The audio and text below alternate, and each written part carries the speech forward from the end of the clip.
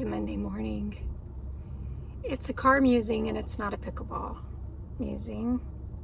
I actually just went and got my car washed because it was filthy. And I was keenly aware of something that I wanted to share in light of our conversations this year on cultivating quiet.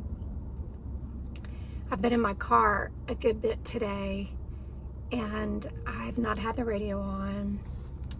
I've not had music on. I've not had a book on Audible. I've not had YouTube, a podcast, nothing, just me and the quiet.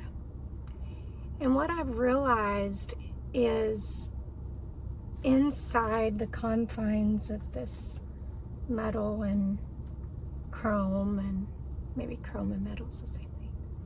I don't know. These are things too big for my mind to worry about. Anyway, in the confines of my car and in the, hear that? Just quiet. In the beauty of the quiet, I've discovered that my heart is far more prayerful. I pray a lot out loud, and it's also a lot of thanksgiving. And I don't know about you, but with the increase in price in everything, the grocery store, the luxury of a car wash, which is what that felt like today, when you have space for your thoughts to be quiet, they can become centered on the Lord. And there's a big difference in clearing our minds for anything to get in there, which is kind of the world's perspective or a new age type teaching. But I'm talking about cultivating quiet so the Spirit of God that lives inside of us can be heard, because He wants to be heard. And I found that He creates in me a greater awareness of gratitude. So I was leaving the car wash and I was thanking the Lord for a car to wash, for the money to be able to wash the car, for the physical ability to get out and vacuum my car and clean all the windows and wipe down the dash. And I thought, would I have been this aware had my car been a playground for noise today? And I just don't know that it would have. So I say all that to say, again, there is a real premium value on quieting our souls. David said, I stilled and quieted my heart because my expectation is from the Lord.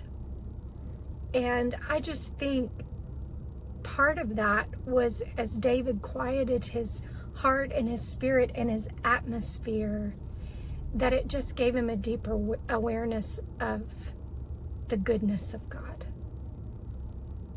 So just an encouragement today, this week. What if you spent some time in your car with no noise? What may the Spirit of the Lord deposit in you?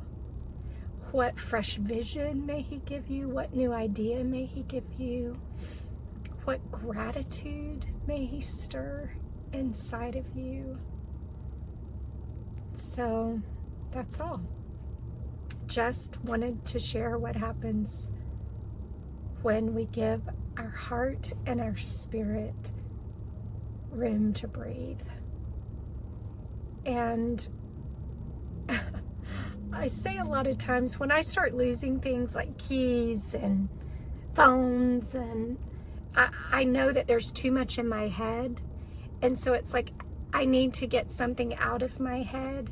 And I feel like that's what quiet does. Not only God deposits things in our spirit, but our mind can be the enemy's playground. And when our minds are so consumed, it doesn't offer a lot of opportunity for God then to speak to our spirits. So ponder that this week. Risk